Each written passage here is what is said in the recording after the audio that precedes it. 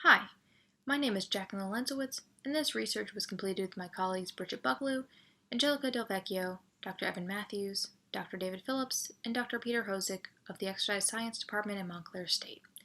This project is titled Hydration Status Effect on Anaerobic Power and Fatigue in Collegiate Female Soccer Players.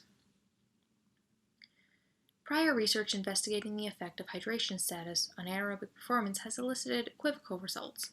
This is likely in part due to the various methods of obtaining a hypohydrated state. Exercise and/or heat-induced hypohydration methods increase core temperature and can induce fatigue, which may exacerbate or exaggerate hypohydration's impact. Furthermore, very few studies have controlled for menstrual cycle phase when studying anaerobic performance and hypohydration in female subjects. Changes in total body water or extracellular water, as well as basal temperature, may mask or exacerbate the impact of the hypohydrated state. Therefore, the purpose of this study was to assess the effects of a non-fatiguing, thermoneutral, 48-hour passive fluid restriction on anaerobic performance in collegiate female athletes during the early follicular menstrual phase. Subjects reported to the lab for 3 sessions, a screening visit, and then a euhydrated trial and a hypohydrated trial, conducted in a counterbalanced order. Hydration status was confirmed via urine-specific gravity, urine color, and a pre-fatigued perceived thirst score. Following a 5-minute warm-up, subjects completed 3 30-second Wingate trials with 4 minutes of passive rest in between Wingates on an electromagnetically braked cycle ergometer. Following the 3 Wingate trials, subjects were then asked for a post-fatigue perceived thirst score.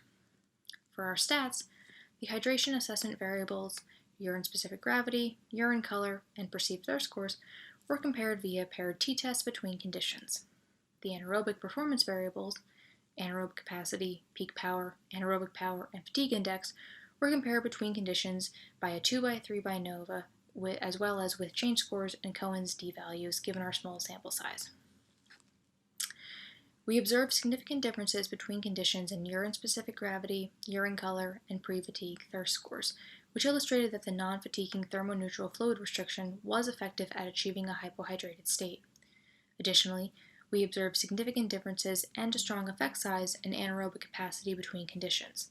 There were no significant differences in peak power, anaerobic power, or fatigue index between conditions.